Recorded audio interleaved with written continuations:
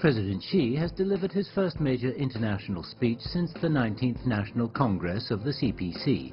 We should support the multilateral trading regime and practice open regionalism to allow developing members to benefit from more international trade and investment. What messages has he delivered, and how was his speech received by the other APEC members? Among the three major economies of APEC, China and Japan are promoting free trade while Trump sticks with America first. We are not going to let the United States be taken advantage of anymore. I am always going to put America first, the same way that I expect all of you in this room to put your countries first. What will be the prevailing tone at this year's APEC meeting, and what difference will APEC 2017 bring to the Asia-Pacific? Trump will have to face all the 11 other leaders of the Trans-Pacific Partnership. The remaining members are expected to continue talks on the sidelines of APEC. What progress is likely to come from Da Nang? Russian President Vladimir Putin pulled out of delivering a speech on Friday, but will attend the weekend negotiations. Will Presidents Putin and Trump have another one-to-one meeting this year in Vietnam? So the leaders of countries representing 60% of the world's economy have gathered in Vietnam's Da Nang for the 2017 Asia-Pacific Economic Community Economic Leaders Meeting. It will bring together major powers like China and the U.S. to small economies like Papua New Guinea under the theme Creating New Dynamism, Fostering New Growth. So what consensus can the members reach at this year's meeting? And will Trump's protectionism hinder attempts to bolster free trade and boost the sluggish global economy? To answer these questions and more, I'm happy to be joined in the studio by Mr. Victor Gaojukai, Director of China National Association of International Studies, and also Mr. Yuichi Shimatsu, former editor of Japan Times. By satellite, we'll speak to Mr. Pavel Falkenhauer, a Russian defense analyst, later in the show, and we'll also go live to my colleague Cheng Lei, Biz Asia host there in the city of Da Nang. And that's our topic. This is Dialogue. I'm Li Shouyuan.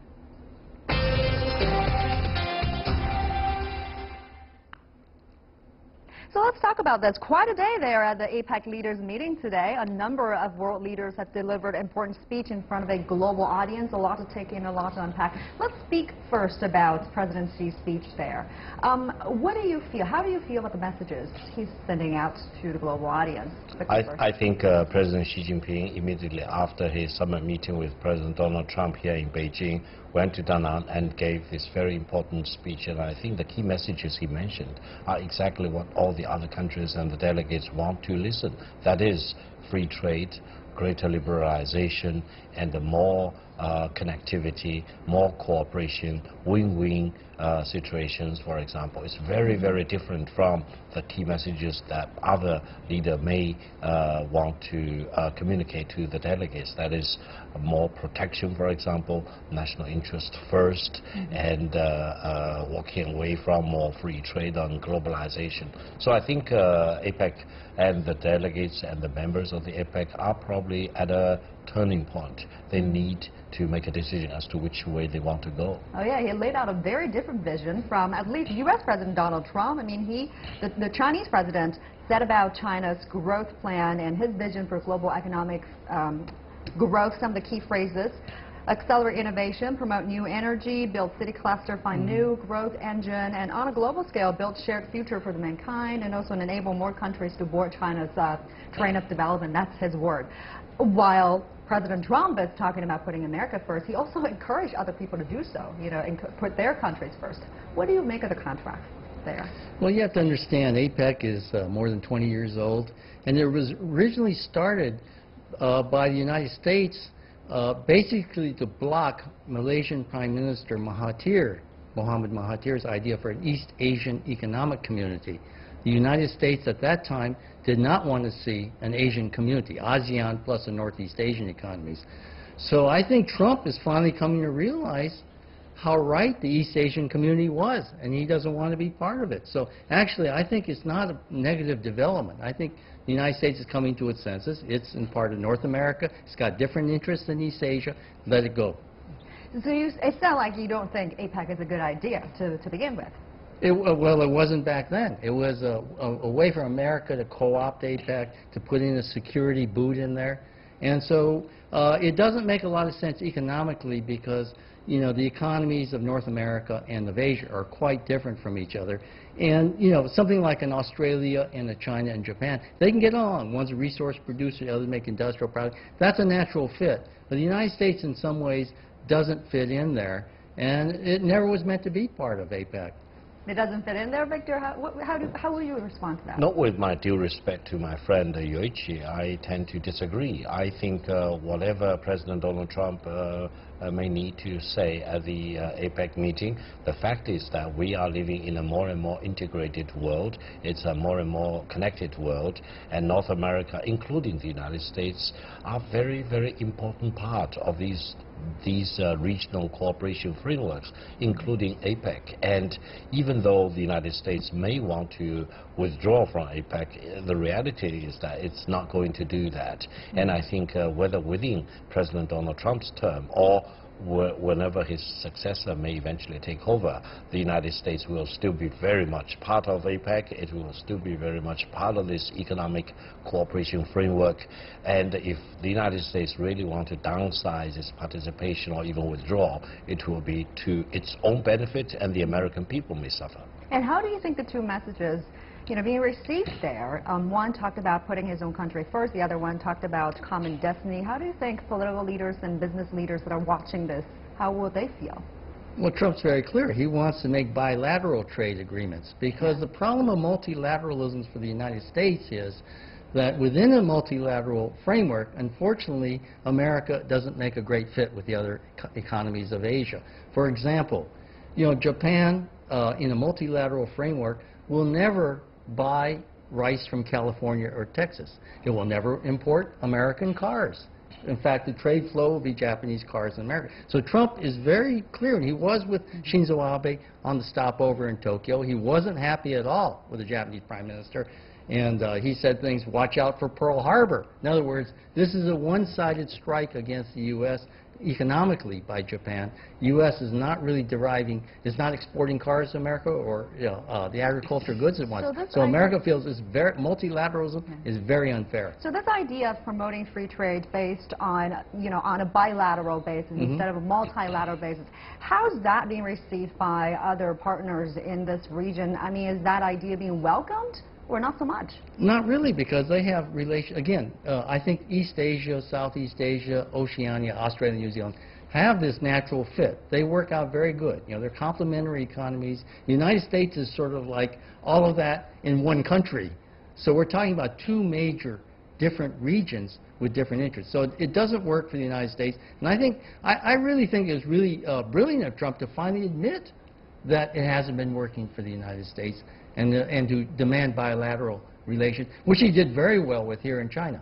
You know, he came away with very, very good deals in his summit with Xi Jinping. He's very happy with China. He feels Shinzo Abe is stalling, playing games with him, not happy at all with Japan. Victor? No, I think bilateral cooperation or economic free trade zones, etc., or free trade agreements, etc., are always important. And they were actually the dominant form of cooperation between countries. But now, in addition to bilateral trade cooperation or free trade agreements, we have a new version, that is regional cooperation, or eventually maybe global cooperation. And I don't think these two exclude one from the other. And therefore, for the United States, in addition to bilateral cooperation with all the other countries, regional cooperation, global cooperation, globalization, etc., still remain a very important megatrend. The U.S., of course, could choose to disregard that, but then the rest of the world will march in another direction, and eventually the United States may wake up and find everything is to its own detriment for the policies which it has adopted. And I would say that for the United States, indeed, is still the largest economy in the world, and its weight really outweighed many other countries in the APEC region in particular. But it doesn't give the United States a reason not to engage with APEC or other similar regional cooperation frameworks. And I would say the Chinese president said all the right thing in contrast to what President Donald Trump had to say. And I think the delegates, the member states of APEC now have a choice, you know, whether they want to embrace greater liberalization, more globalization, more inclusive development, and more cooperation and the common destiny of mankind, or each country just cares about its own self, does calculation for its own benefit, and eventually the world becomes a very fragmented place. Yeah, another big headlines coming out from President Xi's speech is, the big plans for the future. Let me read you the number. So the president said the country will further open up the market, and China is going to import $24 billion worth of goods, attract $2 billion inbound investment, and also make $2 trillion outbound investment. I mean, that must be music to the ears to some of the global investors, isn't it? Well, I think so, and I think many other countries, because I think the quality of what goods China is sending out there is not just cheaper products, but infrastructural projects, machine tools, train building equipment. So these really boost these economies over the long run. So I think throughout Southeast Asia, there's nothing but welcoming of what President Xi is saying. Yeah, let's take a pause, and we want to talk to our correspondents. Now, our correspondent, or my colleague, Cheng Lei, is joining us live in the city of Da Nang now. Cheng Lei, can you hear me, first of all? Cheng Lei, let me ask you my question. How do you feel that, Chinese President Xi Jinping's speech is being received there at the meeting? All right, it seems like we are having some issues with our connection with our correspondent. Let me get back to our guests first. The president, some of the message he was delivering was quite powerful. He talked about China's efforts, the targeted poverty alleviation efforts. She said that no one would be left behind. He also talked about that China would continue to pursue green development. Also said once we set a target, we won't stop until the goal is met. Quite inspirational. I mean, could that growth model of China be something that other countries in the region could make reference to? I think President Xi Jinping's speech is very important. I'm sure it's very well listened to by all the delegates.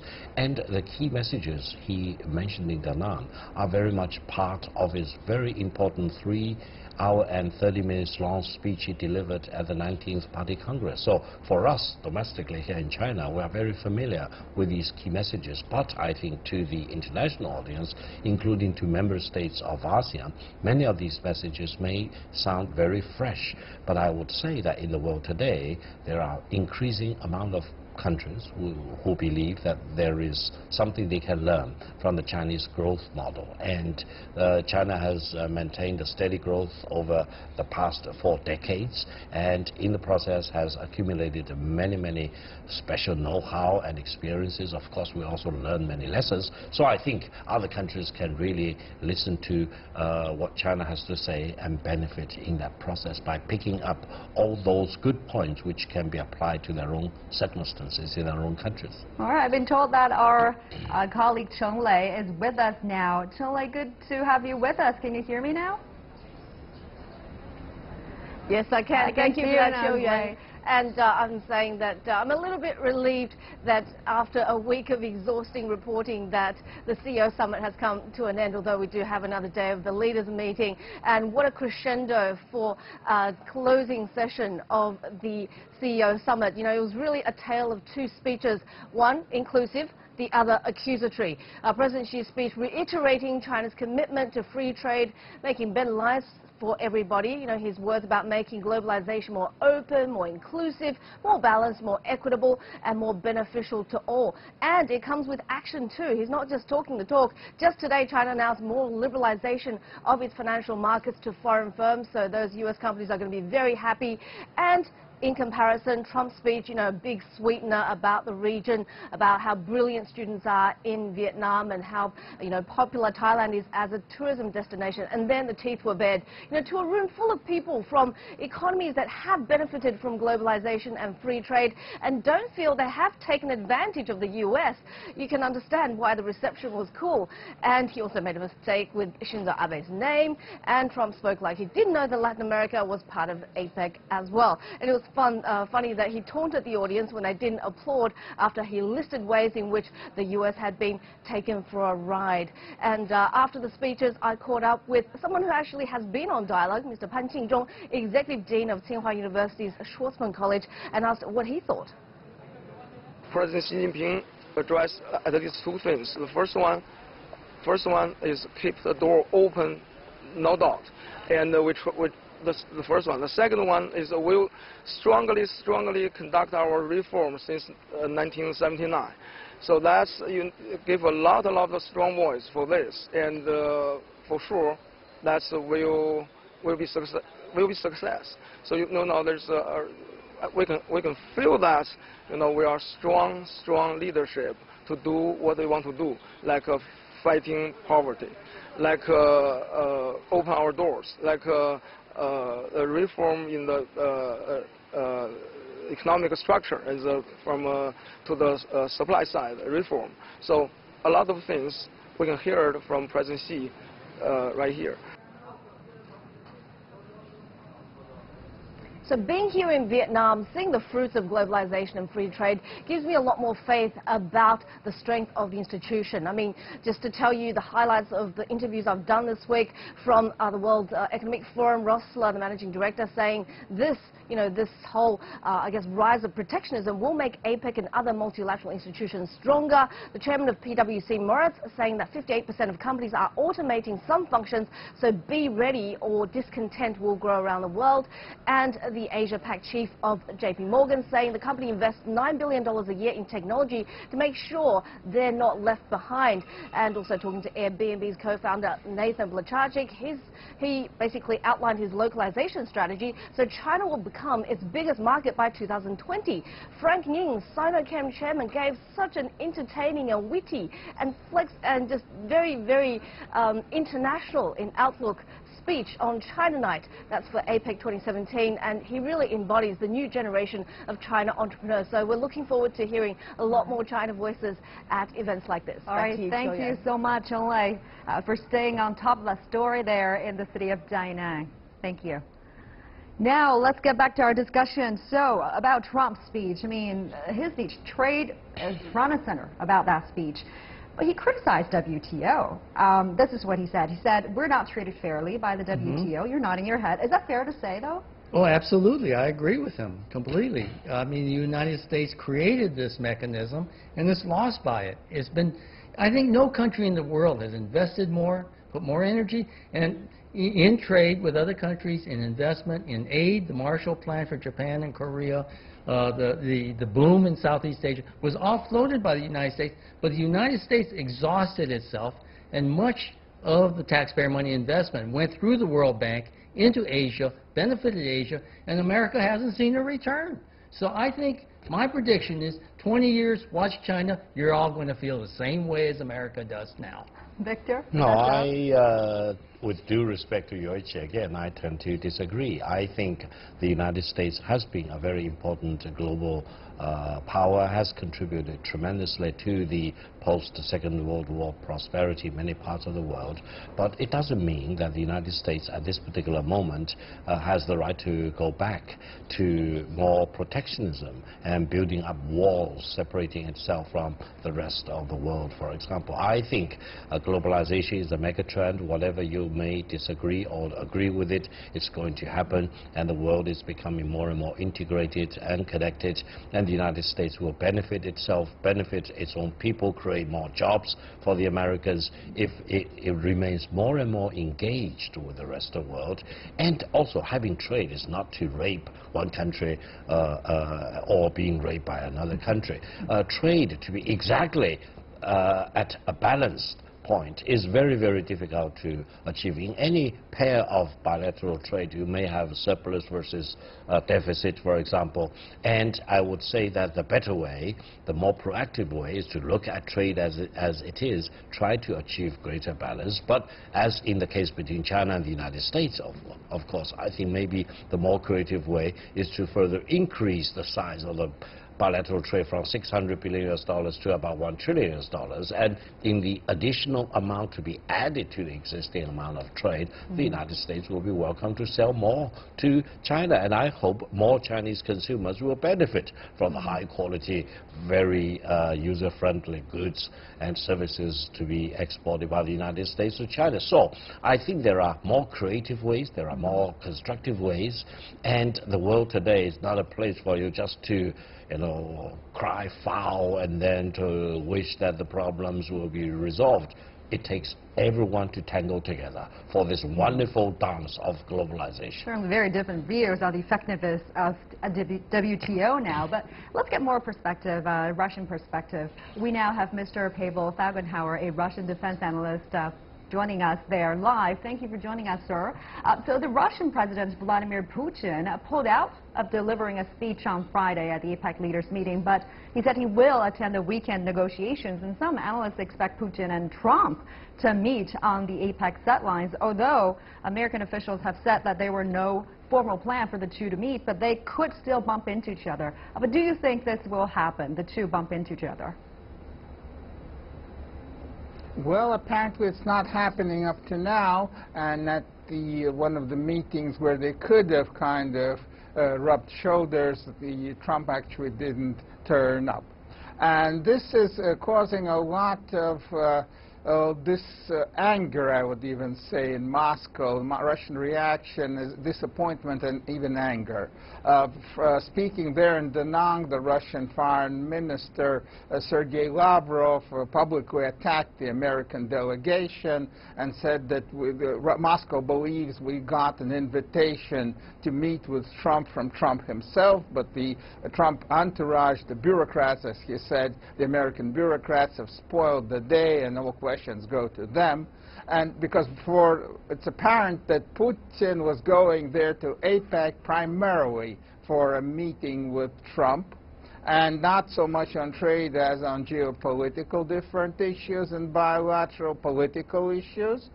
And there was hope that there will be some kind of quid pro quo, maybe. And actually, initially, Putin was not planning to go to APEC. He was planning to send his prime minister, Dmitry Medvedev, who's anyways visiting the region and will attend the ASEAN summit that's happening in Manila in a couple of days. So Russia stretched out and now believes that it was berated by the Americans, so this is not a very good outcome for anyone.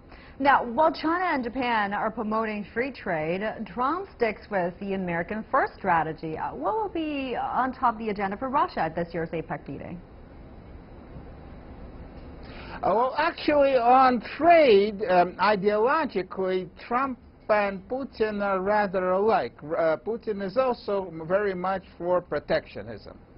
And Russia is a rather protectionist nation. And so on that America comes first and Russia comes first, they could actually agree easily.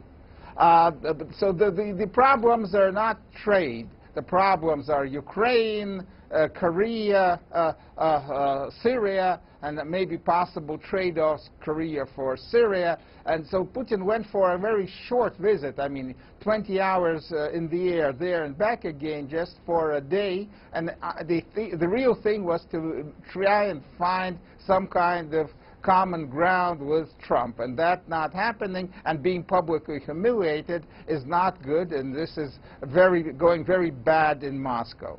Thank you very much, Mr. Fagenhauer, joining us there live. Appreciate your insights. You know, other than China and United States, Japan has a greater role here, because now with the United States pulling out from TPP, Japan is expected to spearhead the efforts, continuing with the negotiation there. Do you think much progress will be made this time to revive the TPP 11? Well, Shinzo Abe himself said that without the United States in it, TPP is a waste of time. But he's continuing ahead, and the reason is he's trying to make a defensive pact of 11 members of the APEC group, which will basically authorize Japan's own protectionism in the auto industry, in rice growing, and so on. So this is a way to keep the United States from negotiating a bilateral accord with Japan. So, which is why Trump was not at all happy in Tokyo. I'll tell you, he was not at all happy, because he sees this game Shinzo Abe is playing. He's not going to come up, because I think he realized, I think he showed some cards in China. He's comfortable with China, but his problems are with the auto manufacturing steel sector of Japan and South Korea. That's the ones who are clobbering American industry and preventing reindustrialization of America. It's not China, it's Japan and Korea. So there is a real deadlock there between those countries, which they've tried to paper over. And you saw Donald Trump, some people call it fake news, he took the fish feed and just dropped it in there like popcorn to the koi. He says, I'm not going to be fed crumbs like a koi in your pond. Victor, please jump in. No, I think TPP, ever after President Donald Trump withdrew, is dead.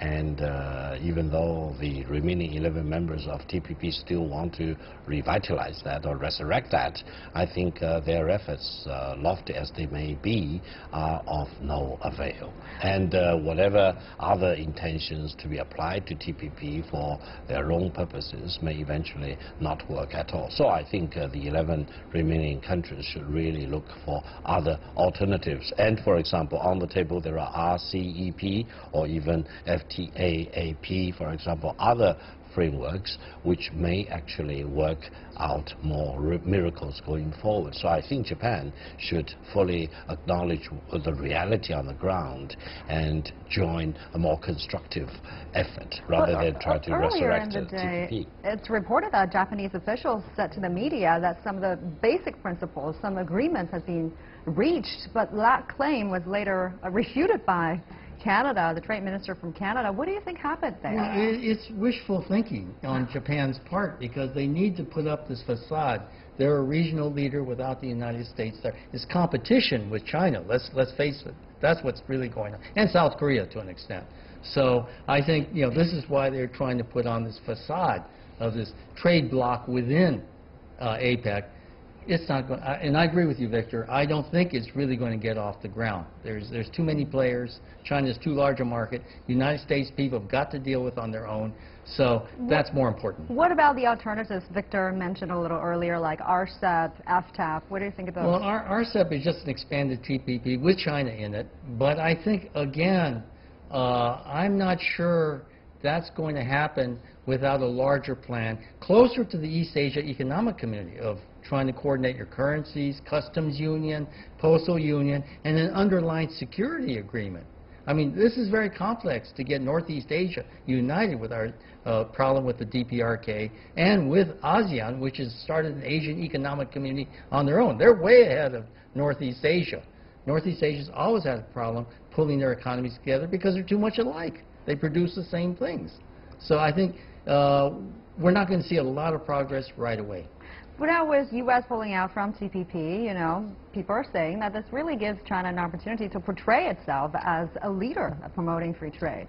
No, I think it's not just to portray. I think China is a leader right now, very firmly standing for free trade, for globalization, for market economy, for win-win development, for the common destiny of mankind, if we use President Xi Jinping's words. And I think other countries are very clear-eyed. They can listen, they can look at what you are talking about and what you are projecting, and they have all the right to come to their own conclusions. And I think countries in this part of the world would welcome a more proactive approach, a more cooperative approach. Definitely a win-win approach would be better than me first. Me first, for example. Nobody wants to see any country, especially the largest economy in the world, calling for me first. Other countries want to be first too. Thank you very much. We're running out of time. A very rigorous discussion indeed. Thank you for joining us tonight. And that does it for tonight's dialogue. I'm Chen in Beijing. We'll see you next time. Bye for now. Thank you.